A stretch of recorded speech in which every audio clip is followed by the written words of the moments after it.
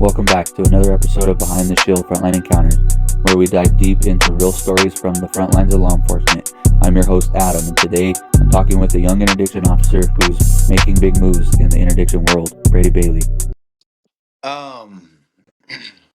So I grew up in a law enforcement family with my dad, my uncles, cousins, everything, in law enforcement. I really didn't know I was going to take this path.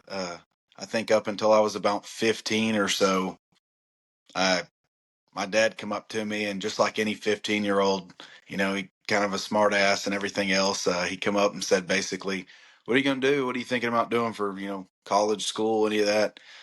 And I remember him saying that to me, and I kind of thought, what a stupid question at that time.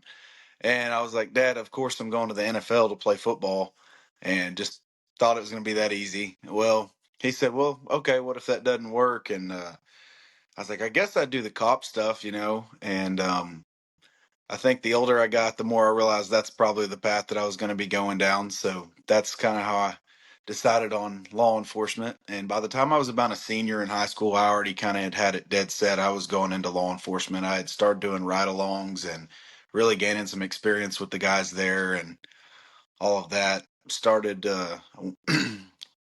college and got my associates knocked out in criminal justice and started working in the jails from there in 2018. Awesome. Oh, that's awesome. How long was your dad in law enforcement? Is he still currently? He is still currently in law enforcement. We actually worked together at the same agency, which was awesome. That's a Oh, whole story in of itself how we kind of got there. And then yeah, he's in his 20 something year. I'm not exactly sure. Well, he's a dinosaur. I always tell him he must have FTO'd Wyatt Earp or something. yeah, I got a family in law enforcement too. My dad was a chief of police for 22 years, but he was in law enforcement for 36. And it's kind of a funny story. I got a similar one to yours. Is my brother, my identical twin, is actually my chief of police, which is pretty nuts. But aside of that, we still have a pretty good work relationship, professionalism, and we do what we can to take narcotics and stuff off the street. So it's pretty nice. Absolutely. So yeah, now that you told me about that, let's go into a little bit about your company. Tell me about it. What made you wanna start a company? So I don't know. I would say it was the success. I had some success early on, kind of after I got rolling. Hit my first load or so. I got a little more confident. Just had a really successful year or two at the current agency that I'm at. And I started having guys wanting to ride along. I started having guys ask for help in their narcotics investigations. I started having people, text and call me all throughout the night. Hey, I've got this. What do you think? And I'd always tell them like, hey, you got it. You're just wanting to hear reassurance. But yeah, you got it. And I don't know. I Yeah. guess it kind of made me think, hey, I'm going to go after my certification and be an instructor and just see how that goes. And it's an incentive and everything like that at our agency. So I was thinking, yeah, why not? Why wouldn't you go get it? Why wouldn't you better yourself? And yeah, I went and got it. And then I think I kind of got into the idea of doing it over interdiction. And I was like, hey, I run this and I love this. I'm passionate about it. I'll put on a class and just see how it turns out. And I did. And it had about 17 people show up from what everyone said, and I handed out little reviews after the class of what I could sharpen up, and everyone gave me really great reviews. I started getting asked, when's the next one? When's the next one? And so I was like, hey, maybe this is something I want to look into. And I've had a lot of fun. You learn from your classes, and Nick Jackson had actually told me that you're going to learn from your students, and it's absolutely true. You put a bunch of like-minded people together, and you'll really start coming up with some better ideas, or maybe want to, critique some of the stuff that you're doing or whatever it is. So I really enjoy it. Yeah, for sure.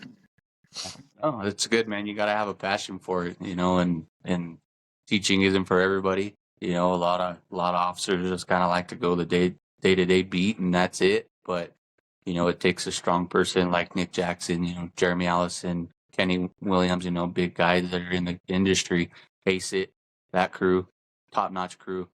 But, honestly, it takes the special person to train and for you to do that, right out of the gate of your career is awesome, man. Um, that being said, what's your company called? Did you purposely do that with the double B, or what's the story behind that, man? So, yeah, everyone thinks it's my name, Brady Bailey, and I'm always like, no, it's beginner and basic interdiction tactics. Yeah, I like Yeah, that. I kind of liked the dual threat of it. I thought that was cool, the two B's. Um, Yeah, but no, I just thought that was a really good name. Kind of in the name, I don't try to portray myself to be the best interdiction guy in the world by any means. I just say, hey, I've yeah, got a pretty good base knowledge of I'm getting to do some really cool things, and I've got this passion for this. And here, if you want to get into it, you want to be a beginner and start into this and learn some stuff, then hey, this is what's working for me, and just try to show people that way. yeah. No, I like that, man. I think it's awesome. Honestly, the double B and how you do it too, it kind of brings that southern draw that you have, that just from your voice, man. It's like it just makes sense. Um, so I like that, dude. Honestly, it's pretty cool. So tell us a little bit about your first hit, man. Like, how'd you feel? What was your reaction? What made you? What were you thinking? So my first one was not the most weight or anything, but it was big to me at that time, and I I had been hitting consistently of user amounts, and I really got on the target selection. Like don't try to get the old clapped out car driving down the road. So I come to a stop sign, and there's a Highway 270 running east and west past me, and a car passes, and I realize, okay, it's a white Range Rover. It's got a cracked tail light. I pull out on it. I can also realize by the sticker color that the tag is out of date. Immediately to my presence, this car puts on its blinker, and I just felt like it was trying to deter away from me. Did not like my presence behind it. They try to pull into the local Sonic, and I pull in there behind them, initiate my stop. I walk up, and immediately on contact, the guy's trying to, force me information. He's trying to, tell me, oh, well, I buy and sell cars for a living. Just nothing was adding up. He couldn't produce any paperwork on this car. Uh, he didn't have a driver's license, but he was trying to show me something that was not insurance on his phone. I don't even know to this day what he was trying to show me, but he basically said, yeah, see, I've got insurance, and down here, I've got a valid license. Well, I don't know about Colorado or anywhere else, but I know Oklahoma, it does not show that you have a valid license at the insurance or anything. So I know that he's lying. I know that he's trying to fool me. I'm narrating to my camera this whole stop, hey, sir, why are you sweating so bad? It's 32 degrees outside at this point. And, hey, why are you so nervous? Why is your voice shaky and this, that, and the other? Why are your pupils so dilated? And I start realizing like I've got something here. This is not, this is a cluster of things all put together. And I'm like, okay, yeah, we need to look into this. I get to the questions of asking, hey, is there anything in the car? Marijuana? No. We get to meth, and he goes, no. And it's just that long, drawn out, hesitational pause that he really had to force himself to say it. And I'm like, okay, so there's going to be some meth in this car. Um, I end up getting him out. I notice that he keeps nervously touching his left front pocket. And I'm like, okay, I've got something here. I tell him, hey, keep your hands out of your pockets. You're going to be detained right now until we can get this license things figured out, figure out whose car this is, whatever. So I do detain him, put him in cuffs. I walk him back to the front of my car and pat him down for weapons. And at that time, I feel a large ball like object, and it's crinkling sound like like it's in a sack. I realized what it probably is. So I kind of position myself to where I can see the pocket, and I see a baggie protruding out. And I'm like, okay, hey man, is that dope? And about that time, he pulls it out, and I guess just out of nervousness, tries to shove it down the back of his pants. But he's also in cuffs, so he's not getting very much accomplished. So Yeah. I pull it out. It's 60 grams or so. I'm like, okay, hey, that's a decent hit right there. I throw it up on the hood, and I'm still gonna search the car. Take him to my car, and I guess the guy recognized me from dealing with me in the jail, maybe when I had worked in the county jail, and it basically said, "Hey, man, this is before fentanyl was big and everything, or had kind of influxed in this area." He basically said, "Hey, man, be really careful. Don't touch that stuff in the blue container." And I said, "Okay." And is it fentanyl? And he said yes. So went back up, checked. Yes, there was plenty more. There was a fentanyl load up under his seat. Also, several things stashed, actually, kind of in between the cushions of his back seat in this Range Rover, shoved up under the back seat. There was more methamphetamines. There was more pills, stuff to that nature. So, ended up being a pretty good load. While I was on the stop, this big bearded guy comes walking up, and I don't really hardly recognize him. And he tells me, "Hey, come over here and talk to me for a second." And I don't realize it at the time, but it's an agent for the state. And basically he thought, "Who gave you this stop? Who told you about it?" I said, "No one. I just used some of my skills from interdiction, working interdiction, to kind of work my way through it." And, he kind of said, "Bullshit." And no, it really did. And after that kind of struck a friendship with those guys, and they were they seemed to be pretty excited about it too. I guess that was someone that they were watching. And yeah, it turned out to be a really good hit. He was supplying my area with quite a bit, so I was glad to grab Oh, well, him. cool. And how early in your career did that happen? Was it? I mean, was it right immediately at first couple So years of your career?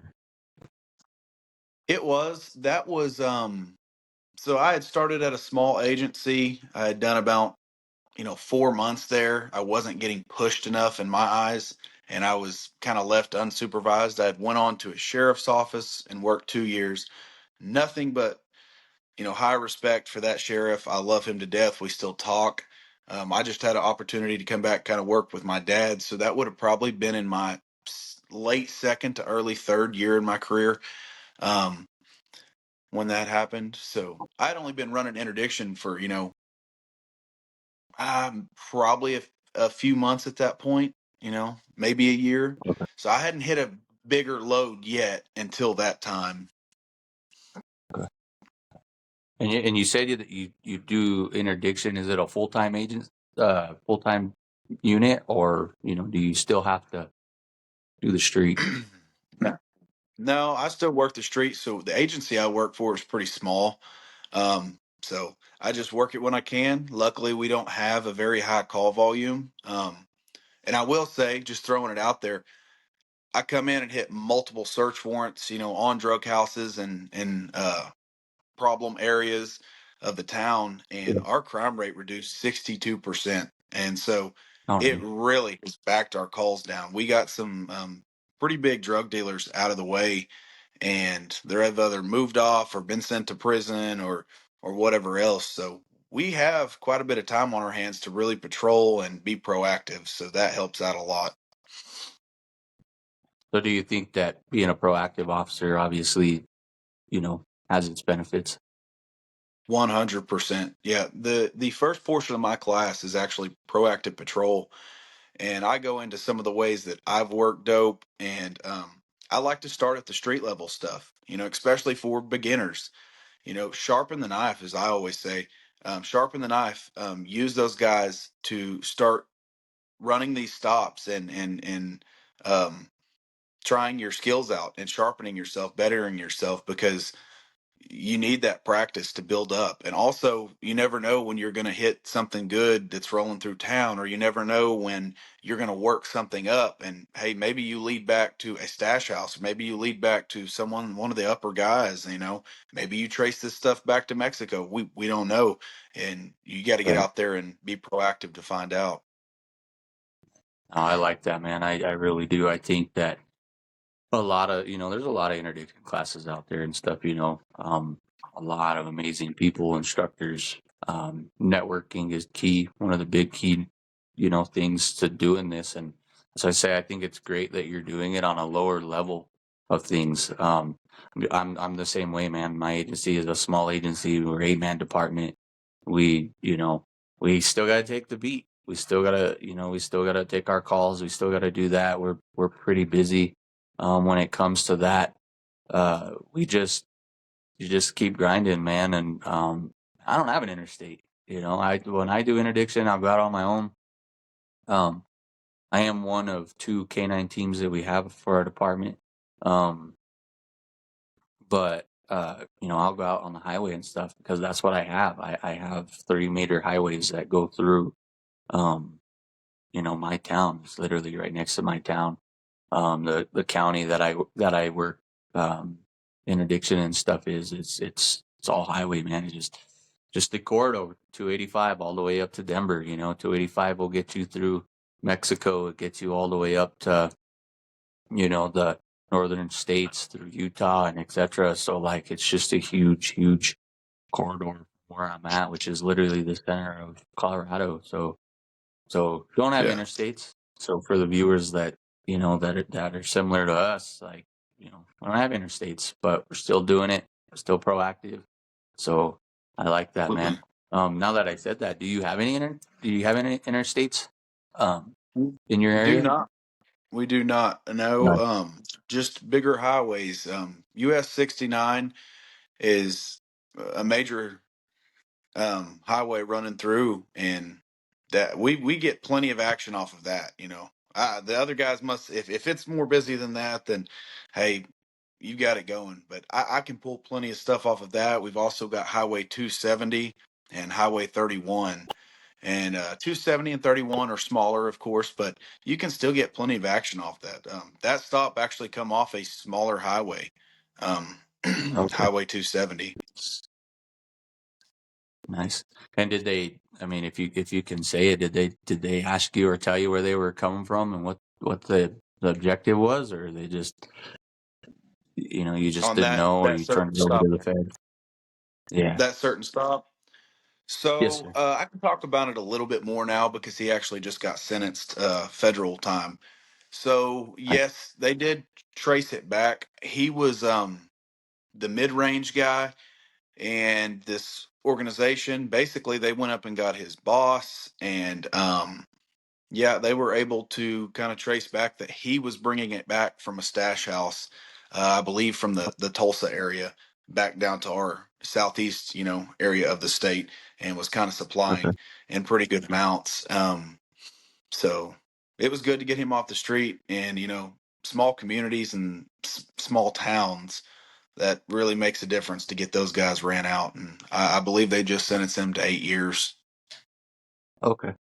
So did they I guess after that was done, or everything that you're doing right now in your agency, like does that give your admin level a certain push to try to get more interdiction officers or try to get better things? Like tell us about that, because I know that a lot of agencies, including mine, have a hard time or a struggle, even though you make that type of success, to be able to find funding or things like that. So Yeah, yeah, I'll agree with you there. I don't think I don't think my chief is a 30-year guy, and I will just say I don't think he's the most impressed with the interdiction stuff.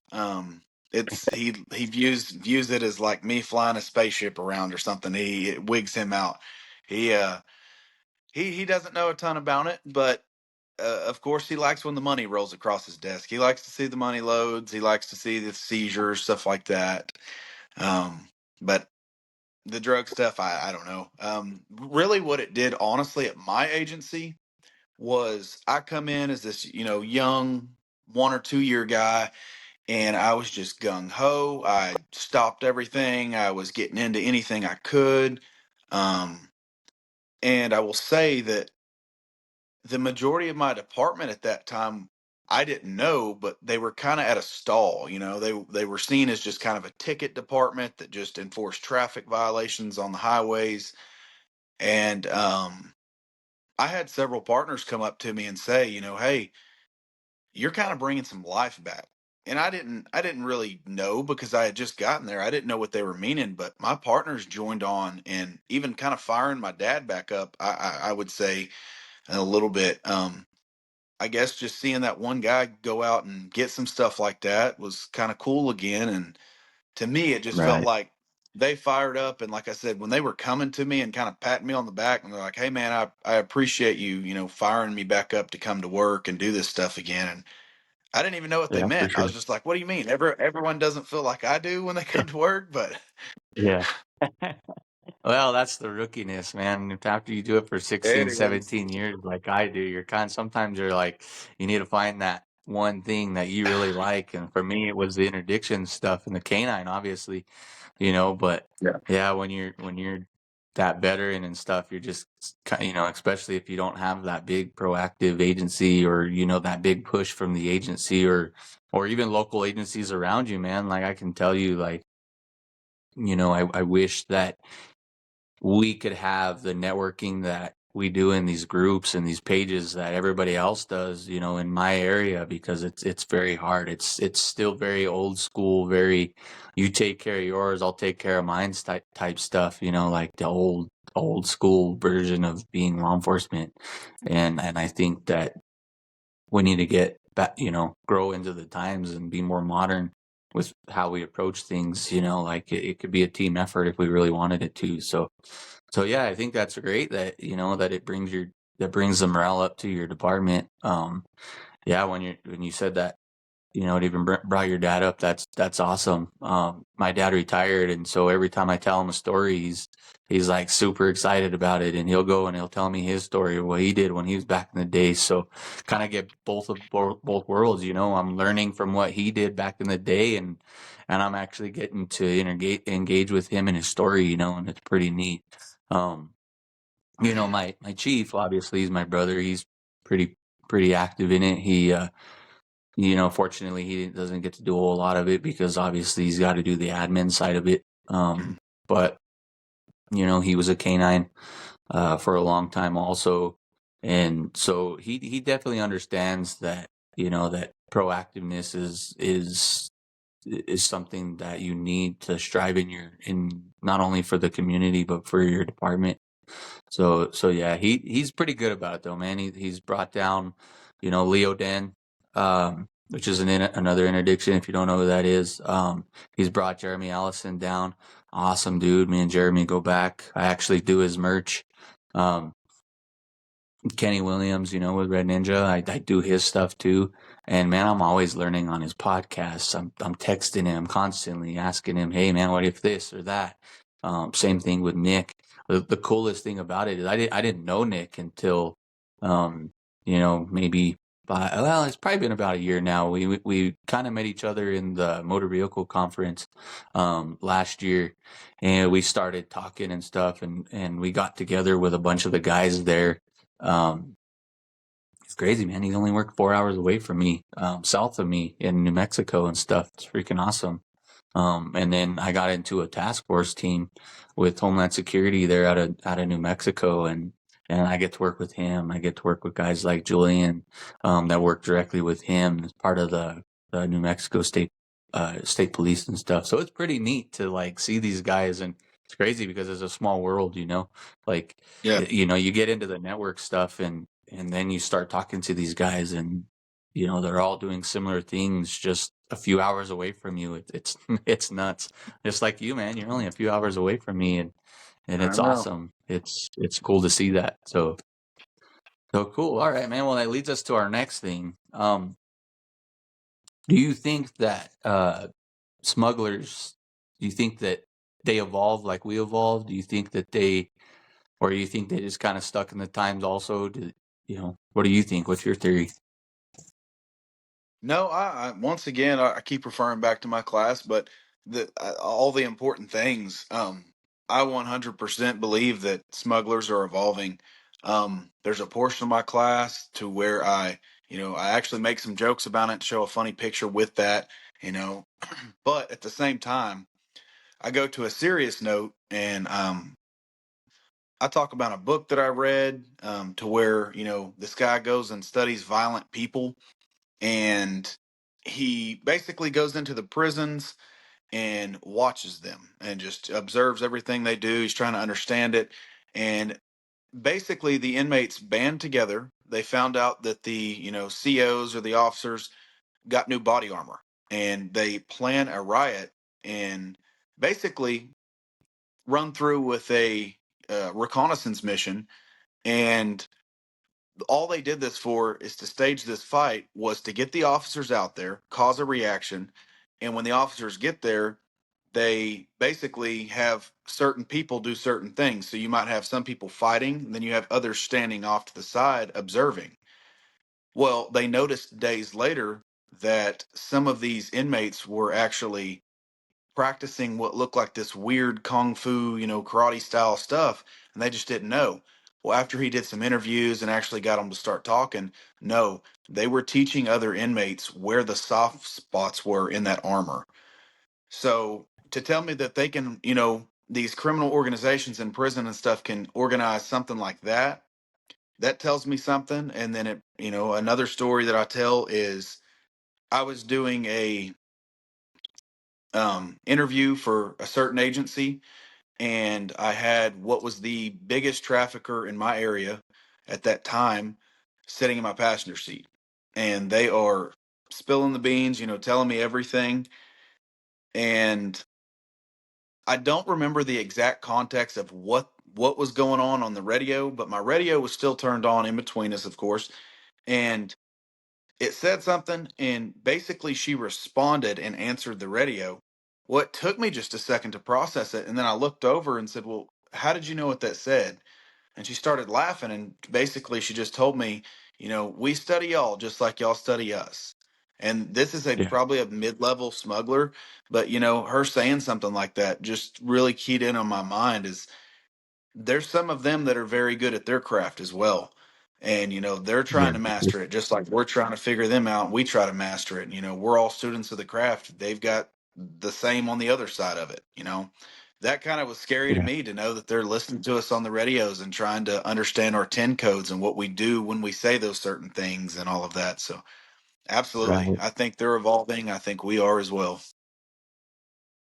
So do you, So, which in your also, area? if I can Yeah, of I, course. I would just say that's why we need to train. So that's I always throw that out there as well. That's why you need to go to trainings.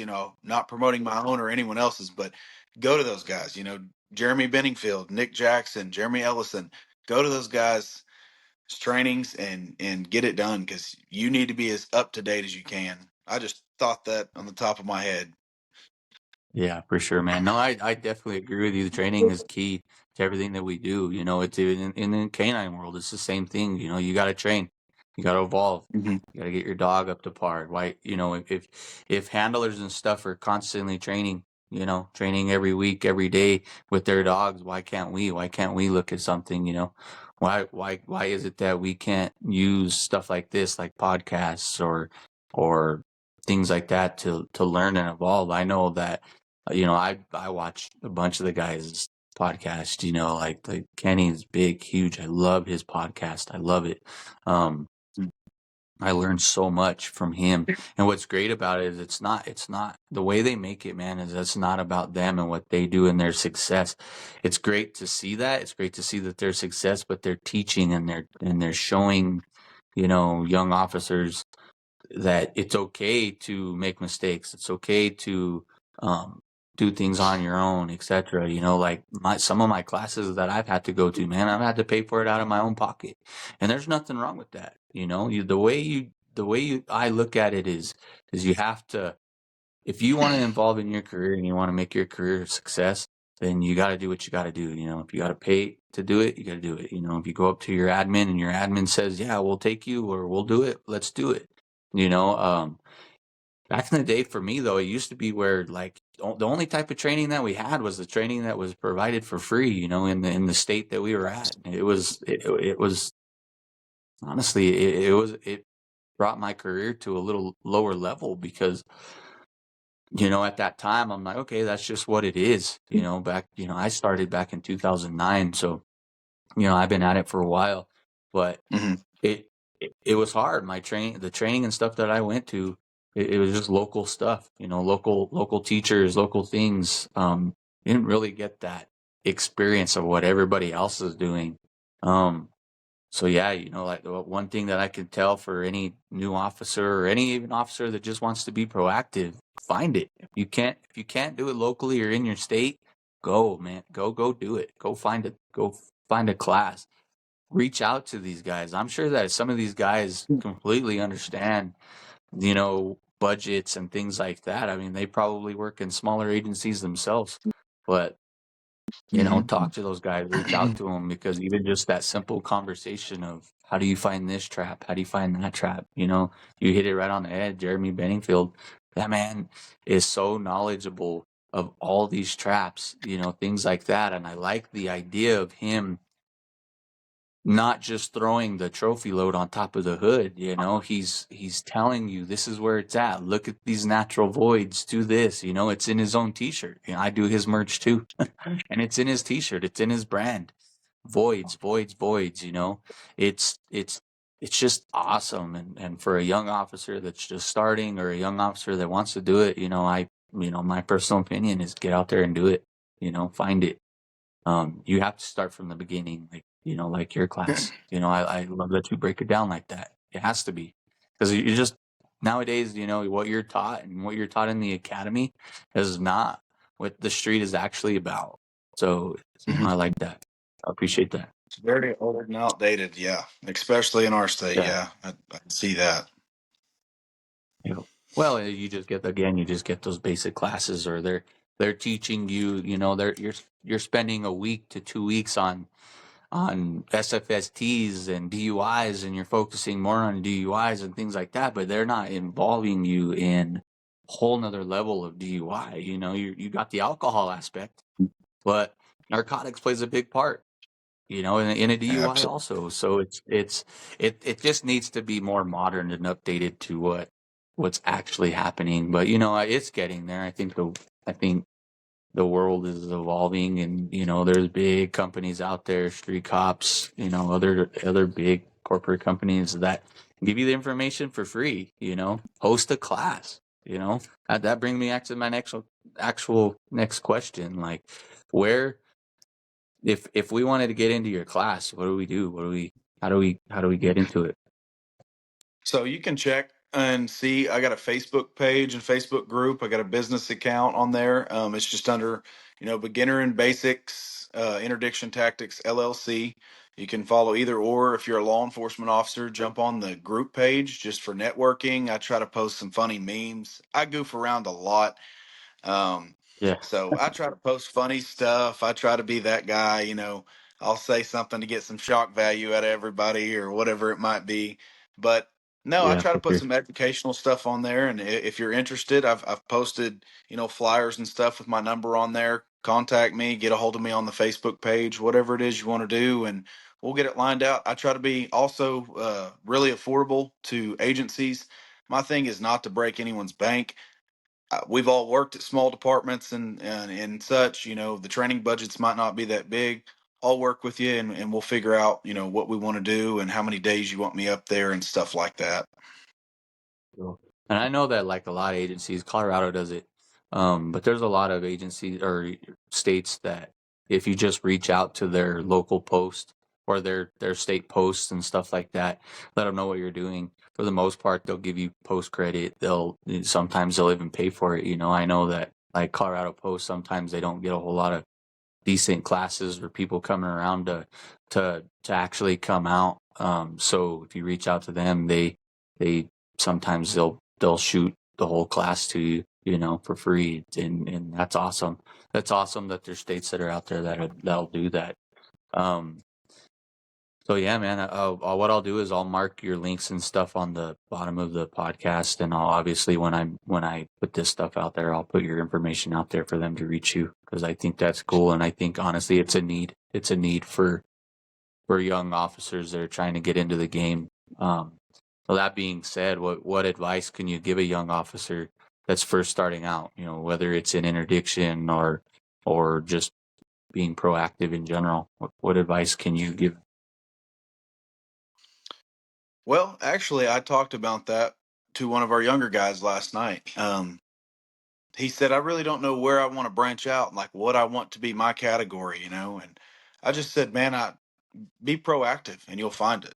I mean, go out, get trainings. You're going to find it if you're being proactive and you're out working, you're stopping cars, maybe you get on to writing your first search warrant or whatever.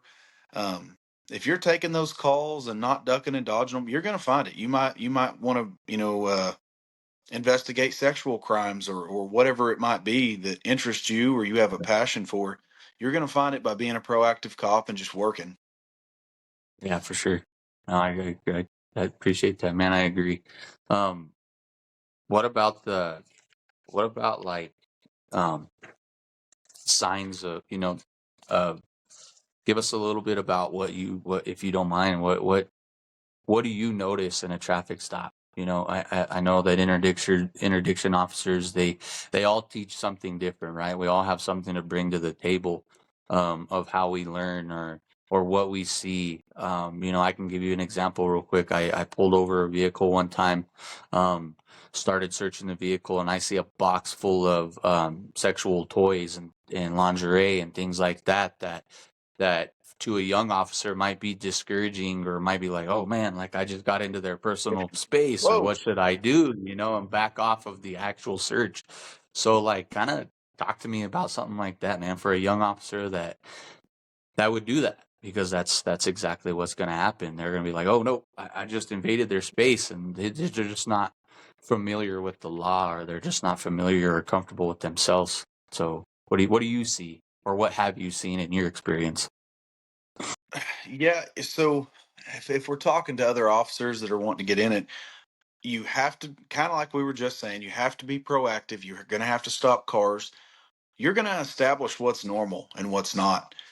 I think that, after you've done it for some time, you establish that what a reasonable person would be doing. If you come up to the window and they are forcing unsolicited information to you and it doesn't relate to the topic at hand, you're like the guy I was talking about, earlier in that stop. I go up and I ask for his license and insurance, and he's trying to steer me to believe that he buys and sells cars for a living. Just keeps telling me that like three or four Yeah. times throughout the stop. He's trying to get off on this story that has nothing to do with what's at hand. We're used to, when we walk up to a window, hey, the reason for the stop is your speed. Can I get your license and your insurance? And they turn and, I'm sorry, I wasn't even paying attention. They hand it to you, go on. But when you get up there and someone's, other biting air biscuits, or, telling that they got gout in their left toe and they're trying to get to the hospital, and this, that, and the other, all this unsolicited information, there's a reason that they're saying that. Usually they're extremely nervous. They're wanting to manage your impression of them, and basically make you think that they're this certain person. That, I'm headed to church. I'm a deacon at my church, and I do this and I do that, and it's 3:30 in the morning, and they've got an open container next to them or something. The story just isn't matching. You have to understand what you're looking for, and you'll start to realize what's normal, what's not. Once you establish that, you're going to see that they're trying to sell you something, or they're trying to manage that first impression, and there will be signs. Yeah. I appreciate that, man. So for the younger viewers, there you go. Just gotta go for it. Just gotta do it. Um, I've been staring at your shirt and stuff all day, man. Like, where do we get stuff like that? How do we get that if we want it? Your hat, that hat is just awesome. How do you get it? There's There's the fancy website called I always say this backwards. It's 12 Canine Apparel. And It's yeah, right you here, can go guys. on So, there and check so it all out. cool. Yeah, so that's another neat piece about this, man, is I get to actually do your apparel. I love it. That's what I was telling you earlier in this episode. I love the brand. I love the name. Um, you know, love it all. You're not just selling t-shirts, right? You're doing the hats. We're looking at some other options right now too, maybe in the near future. Um, yeah, so what I'll do is I'll link on the bottom of this episode, I'll link the where to get it. And if for whatever reason you can't get it from my website, you could reach out to Brady. I'm sure he's stocked up. You could definitely get it in his classes. Um, so yeah, man, I appreciate it. Looks great. I love it. I love the opportunity you're giving me to make your brand bigger and successful. So yeah, definitely jump on that site. You guys can get his brand and of course get other guys merch that I'm doing for them as well. Um, that being said, man, that's a wrap. I appreciate you coming out to the podcast. I appreciate you giving the wisdom and knowledge to the younger generation. Um, you know, you got any upcoming classes and stuff that you want to give a shout out to, before we end the episode? We've got a couple, sorry, we've got a couple coming up. I've got some in my hometown. Be nice to get to go back there and kind of help my hometown out. Still got a lot of family there. So I've got one coming up in Hartshorn, and then I've got one coming up in Weber's Falls, PD. And we're still booking out. I've got several more in the works. We're looking at doing some joint ones between a couple departments. And so I'll post those. If they just go follow the page, you can see where I'm at, and we can try to get you in a class. I can talk to whoever's hosting and see if they mind or whatever else. Just Cool. reach out to me and let's talk. Cool. I like that, man. Yeah, I'll put your website and stuff like that in the descriptions too. That way, if they want to click on it, they can get in there. It'll direct them straight to your Facebook or stuff like that. And do you have any thoughts about going to different states? Have you put a thought into that yet? I know you're pretty busy in Oklahoma, but Yeah, if I get my. anybody wants to host out of state, That's funny you say that. Me and Jeremy Ellison were talking the other day, and I said, "Man, how do you make this stuff look so easy? I'm getting my butt chewed every day by my fiance." So I'm going to probably keep it in state for right now. I'm a lot more comfortable with it, going over our laws and legalities here. yeah. Um, but it's not going to be out of the realm. I could see myself doing it eventually, especially when the right opportunity presents itself. But right now, I'm keeping it in state. Yeah, I think I'm Okay. trying to manage the butt chewings at the moment. Yeah, I hear you there.